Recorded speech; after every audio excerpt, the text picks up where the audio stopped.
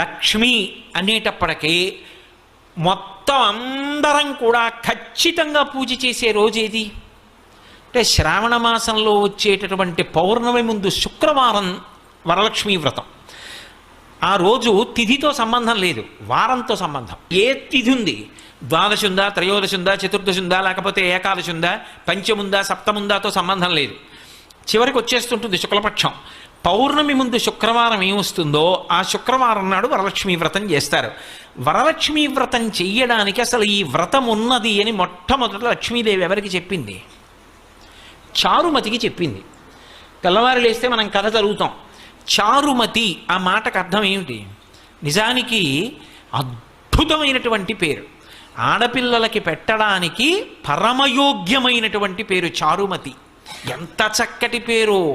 చారు అంటే సత్, మంచి అని, చాలా చక్కటి ఆలోచన కలిగినది, విశాల బుద్ధి కలిగినది. మతి బుద్ధి, మంచి బుద్ధి కలిగిన పిల్ల, దానికి అర్థం చారుమతి. చారుమతి నిద్రపోతున్నటువంటి చారుమతి కలలోకి వచ్చింది లక్ష్మీదేవి. వచ్చి కల్పం చెప్పింది, ఇలా చెయ్యి పూజమ్మా, నా పూజ నిన్ను అనుగ్రహిస్తానమ్మా అంది. ఎందుకు చెప్పింది అంటే వ్యాసుల వారు పురాణంలో కొన్ని విషయాలు చెప్పారు. చారుమతినే ఆవిడ ఎందుకు ఎంచుకుంది అంటే ఆవిడ పతివ్రత, మహాపతివ్రత. మహాపతివ్రత అంటే ఎప్పుడు భర్తని అనుగమిస్తుంది. ఏ పని చేసినా భర్త సంతోషిస్తాడా సంతోషించడా అది ఆలోచిస్తూ ఉంటుంది. ఆమెకి ఆ పతి శుశ్రూష యందు రత అంటే అంతకన్నా సంతోషం ఆవిడికి ఇంకొకటి లేదు. ఇంటి ఇల్లాలుగా 10 మందికి అన్నం పెట్టడంలో, 10 మందిని ఆదరించడంలో, ఆ ఇంటి యజమానికి కీర్తి తేవడంలో, ఆ ఇంటికి లక్ష్మీ కటాక్షం కల్పించడంలో ఒక ఇంటి ఇల్లాలికున్నటువంటి ప్రాముఖ్యత నిజానికి పురుషునికి లేదు. నేను పరమ సత్యం చెప్తున్నాను మీతో. పురుషుడిదా ఐశ్వర్యం, ఇంటి ఇల్లాలిదా అంటే ఐశ్వర్యము ఇల్లాలిదే. తెలిసి తెలియక అమాయకత్వంతో ఏదో తక్కువ అనుకుని మాట్లాడేస్తూ ఉంటారు.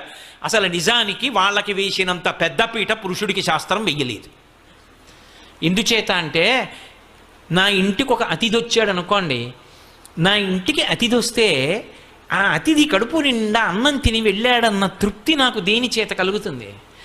నా పత్ని సంతోషంగా అన్నం వండి 4 పదార్థాలు చేసి వచ్చిన వాళ్ళకి కొసరి వడ్డించి కడుపు నిండా పెడితే ఆయన 4 మాటలు త్రేయించాడు అనుకోండి, ఆ త్రేణుపులు ఉన్నాయా అని వింటూ ఉంటాట పూజామందిరంలోంచి ఈశ్వరుడు. నన్ను నమ్ముకున్నవాడొకడు ఈ ఇంట్లో కూర్చుని త్రేయించాడు, కాళ్ళు కడుక్కుని చేతులు కడుక్కుని వెళ్ళాడు. ఆయన త్రేణుపు వినపడింది, దాన్ని లెక్కలోకి తీసుకుంటాట ఐశ్వర్యాన్ని నిలబెట్టడానికి. మనం తినడం కాదు, ఇంటికొచ్చిన అతిథి త్రేయించి వెళ్ళాడా? మీరు చెప్పండి, అది నా చేతిలో ఉందా, నా భార్య చేతిలో ఉందా? నేను ఇన్ని ఉపన్యాసాలు చెప్పచ్చు. ఇంటికొచ్చిన అతిథికి అన్నం, అయ్యా కూర్చోండి అన్నం వండుతానన్నాను అనుకోండి, ఆయన ఏమంటాడు? అయ్యో ఎందుకంటే ఏం పర్వాలేదు, నాకు వీళ్ళు కూడా తెలిసిన వాళ్ళు ఉన్నారు, తప్పకుండా రమ్మని నిగ్రహించారు, ఇంకొక మాట వస్తానులేండి అంటాడు. ఎందుకని? ఆవిడేమో కోపంగా అటు ఇటు తిరుగుతోంది అనుకోండి, రోజు ఎవడో వస్తాడు, ఏమిటి పిచ్చి కూడా అని. ఆయన వండుతానన్నాడు అనుకోండి, ఆ ఇంటి అతిథి అన్నం ఎందుకు తింటాడు? అదే అన్నయ్య గారు మీరు వెళ్ళడానికి వీలు లేదు, మీరు రావడం మా అదృష్టం, మీరు ఇవాళ చెల్లి చేతి భోజనం తిని వెళ్ళవలసిందే, అనుబంధం కూడా కలిపి నేను పెడతాను మీరు తినవలసిందే అని పరమోత్సాహంతో వండుతోందనుకోండి, వచ్చినవాడు కాళ్ళు కడుక్కుని చేతులు కడుక్కుని అనుష్ఠానం చేసుకుని వచ్చి ఆ భోజనానికి కూర్చుని సంతోషంగా తింటాడు. ఇప్పుడు నా ఇంట ఒక అతిథి అన్నం తినడం ఎవరి మీద ఆధారపడింది? ఆమె మీద ఆధారపడింది. అంతవరకు ఎందుకు? నా మేనల్లుడు, నా అన్నదమ్ముల బిడ్డలో వచ్చారనుకోండి, వస్తే వాళ్ళకి ఇంత పట్టెడు అన్నం పెట్టాలి, వాళ్ళ కడుపు నిండా తిని వెళ్ళాలి, పెదనాన్న ఇంటికి వచ్చామని, మామయ్య ఇంటికి వచ్చామని. ఎవరి చేతిలో ఉంది? నా చెల్లెలు ఇంటికి వచ్చింది, అది సంతోషంగా పసుపు కుంకం ఓ పట్టుచీర పుచ్చుకుని వెళ్ళాలంటే ఎవరి చేతిలో ఉంది? నా చేతిలో లేదు. ఆ వచ్చిన దానికి ఏమండి మీ తోడ పుట్టింది, ఆ అమ్మాయి సంతోషిస్తే మన ఇల్లంతా సంతోషించినట్టే. శోభన దేవత అండి మన ఇంటికి. ఇంటికి అక్క చెల్లెలు వచ్చింది అంటే పసుపు కుంకం పెట్టకుండా పంపకూడదు. అంతకన్నా అదృష్టం ఏమిటి? మా అన్నయ్య ఇచ్చాడని కట్టుకుంటుంది, పెట్టండి ఇంకో మాట కొనుక్కుంటాను, ఈ పట్టు చీర పెట్టేస్తానని పెట్టింది అనుకోండి, 70 ఏళ్ళు బతికేవాడు 80 ఏళ్ళు బతుకుతాడు పురుషుడు. నిజానికి ఎవరిది వైభవం అంటే ఇల్లాలిదే వైభవం. ఆవిడ లేకపోతే యజ్ఞం చేస్తాడా, యాగం చేస్తాడా, కడుపున పుట్టిన కూతుర్ని కన్యాదానం చేస్తాడా, ఎడంభుజం మీద ఉత్తరీయం వేసుకుంటాడా? ఆవిడ ఉంటేనే అవన్నీ. ఆవిడ లేకపోతే ఏ పుణ్యకార్యం చేయలేడు. ఇక్కడ సుఖం లేదు, ఊర్ధ్వలోకాలకు వెళ్ళడానికి పుణ్యం లేదు. అన్నీ ఆమె చేతిలోనే ఉన్నాయి. అందుకే గృహలక్ష్మి గృహే గృహే. అసలు ఇంటికి లక్ష్మీదేవి ఎవరు అంటే ఇల్లాలే లక్ష్మి. అందుకే పీటల మీదకి వెళ్ళినప్పుడు పెళ్లి కొడుకు నడిచి వెళ్ళిపోతాడు, పెళ్లి కూతురు నడిచి రాదు, పద్మంలో కూర్చోబెట్టి తీసుకొస్తారు. ఎందుకంటే ఆయన లక్ష్మి, ఆమె నడిచి రాకూడదు, మేనమామలు ఎత్తి తీసుకొస్తారు. అంత సుసంపన్నమైనటువంటి ధర్మం మంది. అటువంటి లక్షణములు కలిగినది చారుమతి కాబట్టి చారుమతికి లక్ష్మీదేవి కలలో కనపడింది. అమ్మా, నువ్వు పతి శుశ్రూష చేయడంలో రమించిపోయేటటువంటి లక్షణం ఉన్నదానివి. పైగా కళావతి సావిదుషి సతతం మంజుభాషిణి, చారుమతి లక్షణాలు చెప్పారు. ఆవిడ కళావతి, కళలో ప్రవేశం ఉంది. భర్తగారు పూజ చేసుకుంటున్నాడు అనుకోండి, నీరాజనం గంట వినిపించింది అనుకోండి, ఆవిడ వచ్చి కూర్చుంటుంది. గీతం శ్రావయామి అన్నాడు అనుకోండి, ఆయన చక్కగా ఆవిడ అక్కడ కూర్చుని ఓ కీర్తన పాడుతుంది. ఆవిడ కీర్తన పాడుతుంటే ఆయన అలా కూర్చుని అప్పటి వరకు పూజ చేసి ఉన్నాడు కదూ, కంజదలాయతాక్షి కామాక్షి అని పాడుతోంది అనుకోండి, ఆయన కళ్ళు మూసుకుని ఆ పాట వింటూ అప్పటి వరకు పూజ చేసి చేసి చేసి చేసి ఆర్ద్రతతో ఉన్నాడేమో.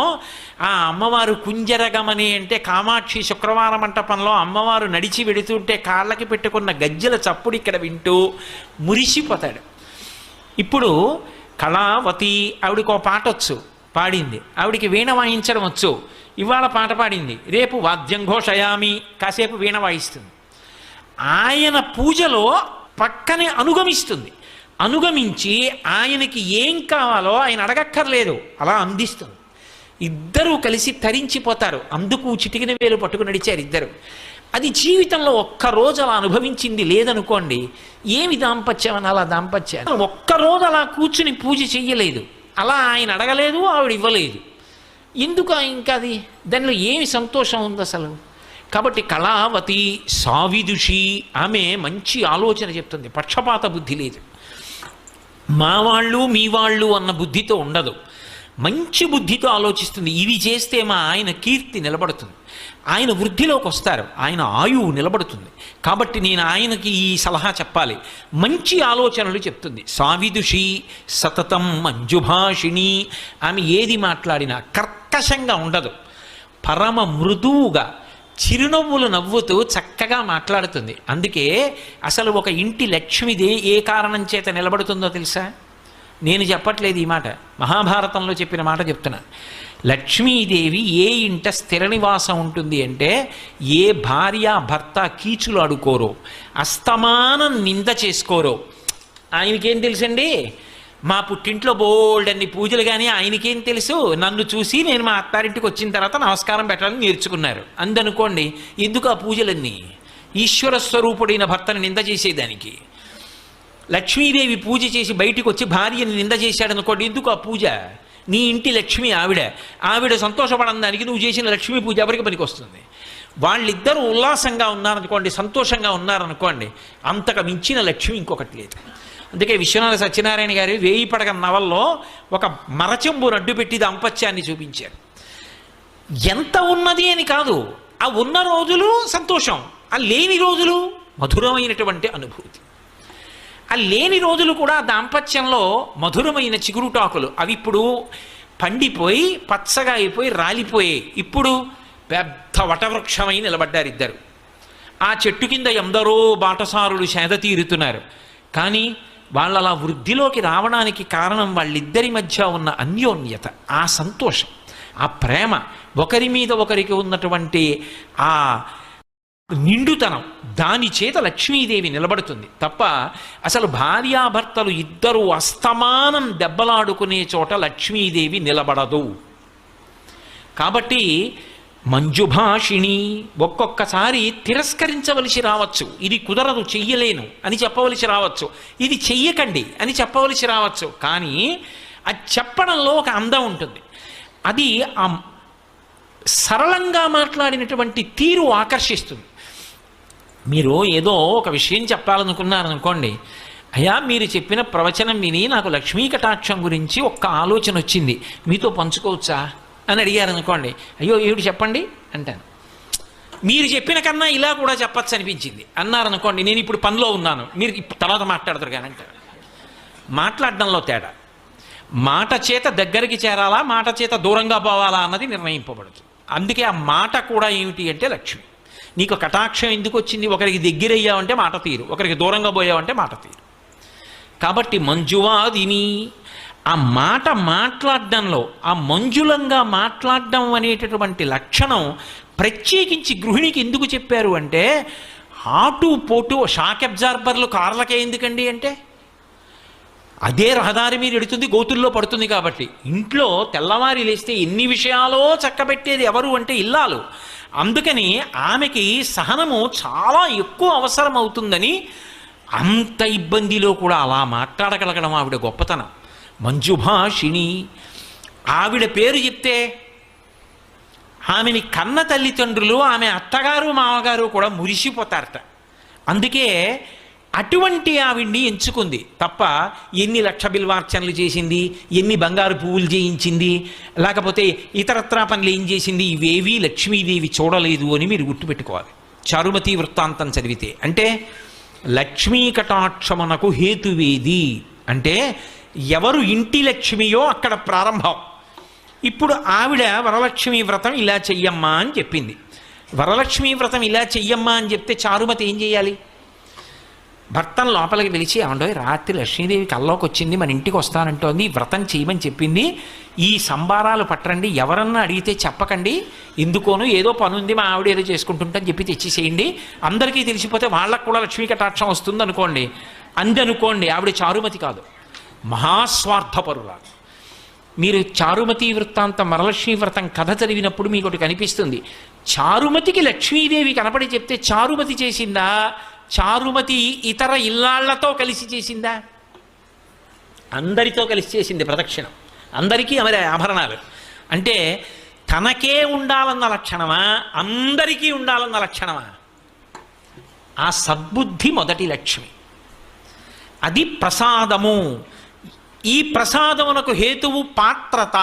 ఈ పాత్రతగా చెప్పడమే వరలక్ష్మీ వ్రతం యొక్క కథ. అంతేగాని కథ గడగడగడగడగడ చదివేసి ఎంత నగ చేయించాం, ఎన్ని తులాలు తెచ్చాం, దానికి ఎక్కువ ప్రాధాన్యత ఇస్తే లక్ష్మీ కటాక్షం ఉంటుంది అని నేను చెప్పడం సాహసమేమో. కాబట్టి పాత్రత నిలబడము అంటే అసలు ఆ బుద్ధి కలగడం. ఆ బుద్ధి ఆవిడ అనుగ్రహంతో కలగాలి. ఆవిడ అనుగ్రహం కలగాలంటే ఒక్క నమస్కారం చాలు ఆవిడికి, పెడితే ఆవిడ అనుగ్రహాన్ని ఇస్తుంది. ఇప్పుడు ఆ పాత్రత కలిగితే ఆవిడ వర్షిస్తుంది. ఈ ప్రసాద బుద్ధి పోయిందనుకోండి, ఇన్ని అనుభవిస్తూ ఒక రోజున ఇవన్నీ నేను సంపాదించినవే, భగవంతుడన్న వాడి స్థానం పోయింది అక్కడ. ఆవిడ అనుగ్రహం ఇంత పైకి ఎత్తింది అని అనలేకపోయాడు. అనలేకపోతే ఆవిడ ఏం చేస్తుందంటే, నువ్వే సంపాదించావు కదూ, ఏది నీ ప్రయత్నమే చేయి వస్తుందేమో అంటుంది. ఇప్పుడు సిరిదా వచ్చిన వచ్చును సలలితముగ నారికేళ సలిలము భంగిన్, సిరిదా పోయిన పోవును కరివెంగిన వెలగపండు కరణిని సుమతి. అప్పుడు బుద్ధి చెప్తుంది. ఇదే విషయాన్ని పురాణంలో భూతద్దంలో పెట్టి జరిగిన కథని చూపిస్తారు మీకు. అందుకే చూడండి, దేవేంద్రుడు అంతకన్నా లక్ష్మీ కటాక్షం ఉన్నవాడిని ఇంకోటిని చెప్పరు. అంత లక్ష్మీ కటాక్షం ఉన్నటువంటి దేవేంద్రుడు ఒకానొకప్పుడు ఐరావతం మీద వెళ్ళిపోతున్నాడు. వెళ్ళిపోతున్నప్పుడు దుర్వాసో మహర్షి ఎదురుగుండా వచ్చారు. మహానుభావుడైన గొప్ప ఉపాసకుడు, తెల్లవారి లేస్తే భగవంతుణ్ణి అర్చించగలిగినవాడు, భగవంతుని యొక్క అనుగ్రహానికి పాత్రుడైనవాడు. ఆయన ఒక పుష్పహారాన్ని తీసుకొచ్చి దేవేంద్రుడికి ఇచ్చాడు. ఇది భగవన్ నిర్మాల్యం, ఈశ్వరుడి మెడలో వేసుకున్నటువంటి హారం, ఈ హారం తీసుకో ప్రసాదం అని ఇచ్చాడు. ఆయనకి భగవతి ఇచ్చింది. ఆ హారాన్ని ఇంద్రుడికి ఇచ్చాడు. ఎందుకు ఇచ్చాడు అంటే, అది ఇంద్రుడు తీసుకుని కళ్ళకద్దుకొని ఒకసారి తల మీద పెట్టుకుని పక్కన పెడితే ఆ అనుగ్రహం ఆయన యందు ప్రవేశించి ఆ ప్రసాద బుద్ధి చేత ఆయన బాగా నిలబడితే దేవతలు రక్షింపబడితే లోకాలు రక్షింపబడతాయని దుర్వాసో మహర్షి ఆలోచన సద్బుద్ధితో ఇచ్చాడు. ఇదే సత్యనారాయణ వ్రత కథ. ప్రసాదము అనుగ్రహము, అనుగ్రహం అక్కర్లేదండి, భర్త దొరకలేదు. అనుగ్రహం కావాలంది, ప్రసాదం పుచ్చుకుంది, భర్త కనబడ్డాడు. ప్రసాదము అన్న మాటకు అర్థం ఏమిటంటే కేవలం అది ఇందులో యాలక్కాయలు ఎక్కువేశారా, శనగపిండి ఎక్కువేశారా, పూర్వం తిరుపతి ప్రసాదంలో ఉన్నన్ని జీడిపప్పులు ఇప్పుడు ఉండట్లేదండి, దానికోసం ఆ తిరుపతి వెళ్ళావు. జీడిపప్పుల కోసం, యాలక్కాయల కోసం, దాంట్లో ఉన్న తూకం కోసం, అందులో ఎన్ని పటికి బెల్లం ముక్కలు ఉన్నాయి దానికోసం ఆ తిరుపతి వెళ్ళేది. అది ప్రసాదం, అది ఈశ్వరానుగ్రహం. జీడిపప్పుల కోసం, యాలక్కాయల కోసం, దాంట్లో ఉన్న తూకం కోసం, అందులో ఎన్ని పటికి బెల్లం ముక్కలు ఉన్నాయి దానికోసం ఆ తిరుపతి వెళ్ళేది. అది ప్రసాదం, అది ఈశ్వరానుగ్రహం. అంతేకాని దాని మీద వ్యాసాలు రాయడానికి, దాని మీద శల్యశోధనలు చేయడానికి కాదు అది. కాబట్టి ఇప్పుడు అది అనుగ్రహం లోపలికి పుచ్చుకున్నావు, అది 6వ వంతు మనస్సుగా మారుతుంది. ఆ మనసులోంచి దరిద్రాన్ని పోగొట్టుకోవడానికి పరిష్కారం కూడా లోపల నుంచి ఆలోచనగా వస్తుంది. ఈశ్వర ప్రసాదం తింటే అందులోంచి ఆలోచన వస్తుంది, ఆ ఆలోచనే సమస్యని పరిష్కారం చేస్తుంది. మళ్ళీ శాంతి పొందావు. ఇప్పుడు దుర్వాసో మహర్షి ఇంద్రుడికి ప్రసాదం ఇచ్చాడు, భగవంతుడి మెడలో వేసిన హారం ఇచ్చాడు. ఇప్పుడు ఆ హారం వేసుకున్నాడు, మెడలో వేశారు, ఉంచుకోవాలి, లేదా చేతికి ఇచ్చారు, తీసుకుని కళ్ళకెత్తుకుని వాసన చూసి తల మీద పెట్టుకుని పక్కన పెట్టాలి, ఎవరు తొక్కని స్థానంలో దాన్ని ఉంచాలి. ఇంద్రుడు ఏం చేశాడు? అహంకారం, నేను మహేంద్రుణ్ణి, నేను ఇంతటి ఐశ్వర్యవంతుణ్ణి, అందున ఐరావతం మీద పెడుతున్నాడు. ఐరావతం మీద పెడుతున్నప్పుడు ఇటువంటి ఏనుగు ఇంకొకడికి లేడు, దీని మీద పెడుతున్నాడంటే ఇంద్రుడు పెడుతున్నాడని గుర్తు. అటువంటి నాకు ఆ పూలదండోటి పట్టుకొచ్చి ఇచ్చాడు, అది కూడా వాడిపోయింది. ఎందుకని? భగవంతుడు మెళ్ళలోంచి తీసి తెచ్చినటువంటి మాల. ఈ మాల పెద్ద విషయం ఏముంది అని తీసి ఆ ఏనుగు కుంభస్థలం మీద పడేశాడు. ఇప్పటికీ మనం చూడాలా, దేవాలయంలో భగవంతుడి మెడలో హారం తీసి వచ్చిన వాళ్ళకి ఇస్తే వాళ్ళు తీసుకెళ్ళి కారుకు కట్టుకుంటారు. ఇంద్రుడు ఏనుగు మీద బారేయడానికి ఎక్కొచ్చిన కారుకి భగవంతుడి మెడలో ఉన్న హారం కట్టుకున్న వాడికి ఏమిటి తేడా? ఒకటే. కాబట్టి ఇప్పుడు ఏమైంది? ఆ ఏనుక్కి ఏం తెలుస్తుంది? ప్రసాదం ఏనుక్కి తెలియదుగా, అది తొండం పెట్టి లాగింది పూలహారం, అది తినదది. కాబట్టి అదేం చేసింది? దానిది చాంచల్య బుద్ధి, అది కింద బారేసి కాలుతో తొక్కింది. చూశాడు దుర్వాసో మహర్షి, ప్రసాద తిరస్కారం చేశావు, నేను తెచ్చినది ఏమిటో నీకు అర్థం కాలేదు. ఏ ప్రసాదాన్ని తిరస్కరించావో దాని ఫలితం నీకు లక్ష్మీ కటాక్షం ఉండకూడదు, భ్రంశం అయిపోవాలన్నాడు. లక్ష్మి సముద్రమునందు కలిసిపోవుగాక అన్నాడు. అంతే, ఇంద్రుడి యొక్క లక్ష్మి అంతా వెళ్ళిపోయింది. ఇంద్రుడి లక్ష్మి వెళ్ళిపోయింది అనడానికి గుర్తులు చెప్పాడు ఇంద్రుడు వచ్చి గురువుగారి దగ్గర. ఆయన ఏం చెప్పాడంటే, మొదటి మాట ఏం చెప్పాడంటే, దేవతల యందు ఉత్సాహము నశించిపోయింది అన్నాడు. ఇది మీరు బాగా పట్టుకోవాలి. ఇప్పుడు సముద్రంలో లక్ష్మి వెళ్ళిపోతే ఇంద్రుడు ఏం చెప్పాడంటే, ఉత్సాహం పోయింది దేవతల్లో అన్నాడు. అసలు ఐశ్వర్యములకన్నిటికీ కూడా ప్రధానంగా ఆలంబనం ఎక్కడుంటుంది అంటే ఉత్సాహంలో ఉంటుంది. ఒకసారి వస్తుంది, ఒకసారి పోతుంది, ఒకసారి కష్టం వస్తుంది, ఒకసారి సుఖం వస్తుంది. కానీ ప్రయత్నమునందు ఊంచుకుని నిలబడగలిగిన వాడెవరో వాడు మాత్రం జీవితంలో విజయాన్ని సాధిస్తాడు. అందుకే మీరు చూడండి, ఎప్పుడూ కూడా భగవంతుడి దగ్గరికి వెళ్ళి శ్రీ సూక్తం చెప్పినప్పుడు పూర్తి చేసేటప్పుడు ఒక మాట చెప్తారు, సిద్ధలక్ష్మీర్ మోక్షలక్ష్మీర్ జయలక్ష్మీ సరస్వతి శ్రీర్లక్ష్మీర్ వరలక్ష్మీశ్చ ప్రసన్నా మమ సర్వదా అని చెప్తారు. 6 లక్ష్ముల్ని చెప్పింది వేదం. ఈ 6 ఉన్నటువంటి ఆదిలక్ష్మి నన్ను అనుగ్రహించుగాక. ఏవి 6 రూపాలు? నే చెప్పినవి కావు, శ్రీ సూక్తం వేదప్రోక్తం, వేదం చెప్పిన లక్ష్ములు. అవి మొట్టమొదటిది సిద్ధలక్ష్మి, మోక్షలక్ష్మి, జయలక్ష్మి, సరస్వతి, శ్రీర్లక్ష్మి, వరలక్ష్మీశ్చ ప్రసన్నా మమ సర్వదా. నా యందు ఎప్పుడూ అనుగ్రహమును కటాక్షించుగాక. లక్ష్మి యొక్క ఈ 6 రూపములు. ఇందులో చిట్ట చివర చెప్పబడిన లక్ష్మి వరలక్ష్మి. మీరు ఎందుకు ఈ క్రమాన్ని వాడింది వేదం? ఇలాగే ఎందుకు చెప్పాలి? శ్రీ సూక్తంలో ఈ లక్ష్ముల యొక్క స్థానాల్ని మార్చి చెప్పకూడదా? కాదు, ఇందులో పూల దండ గుదిగుచ్చినట్టు అంతర్లీనమైన రహస్యం ఒకటి ఉంది. సిద్ధలక్ష్మి, ఒక కార్యం సిద్ధించిందండి అంటాడు. అమ్మయ్యా, మొత్తానికి సిద్ధించిందండి అంటాడు. అందుకే విఘ్నేశ్వరుడు భార్యల్లో సిద్ధి బుద్ధి. సిద్ధించింది అంటే దాని అర్థం ఏమిటో తెలుసా? నేను అనుకున్నటువంటి కార్యం పూర్తయిపోయింది. నేను అనుకున్న కార్యానికి మొట్టమొదటి రూపం ఏమిటి? సంకల్పం. కదా. ఇప్పుడు నేను ఇక్కడ ప్రవచనం చెయ్యాలి అనుకున్నాను. ఈ ప్రవచనం చెయ్యాలి అని నేను ఇక్కడికి బయలుదేరి వచ్చినప్పుడు మొట్టమొదట దానికి అంకురం ఏమిటి అంటే ఒక సంకల్పం. ఈ సంకల్పం చెయ్యడానికి వచ్చినప్పుడు అసలు లక్ష్మీ కటాక్షం గురించి చెప్పడానికి నీకు అర్హత ఉందా? ప్రతిబంధకాన్ని తట్టుకున్న ఉత్సాహం ఉంటే కదా నువ్వు నిలబడ్డానికి అర్హుడివి. నీకే లేని నువ్వు పంచిపెడతావు? ఓ పరీక్ష ఉంటుంది. ఏమిటా పరీక్ష? ఒంటి నిండా ముక్కులోకి, చెవుల్లోకి, కళ్ళల్లోకి కూడా దీపపు పురుగులు వెళ్ళచ్చు. ప్రతిబంధకం దాటగలవా? దాటి మనసు నిలబెట్టగలవా? అమ్మో నేను చెప్పలేనండి అన్నావు అనుకోండి, అన్నీ బాగుంటే చెప్తావా? ఈ ఉత్సాహం లేని వాడివి నువ్వెలా చెప్తావు లక్ష్మీ కటాక్షం గురించి? కాదు, అవన్నీ ఉన్నా నాకు ఆవిడ గురించి చెప్పేటప్పుడు జ్ఞాపకానికి రావు. నాకు ఆవిడ గురించే మనసు నిలబడుతుంది. ఏమి ఉండనివ్వండి, ఎన్ని ఖర్చీనివ్వండి, నాకు ఆ చెప్పుకోవడం సంతోషం, 2 గంటలు చెప్పవలసిందే, నేను వెళ్ళను వెనక్కి అన్నాను అనుకోండి, ఆవిడ అనుగ్రహిస్తుంది, చెప్పిస్తానంటూ అని పక్కన కూర్చొని చెప్పిస్తుంది.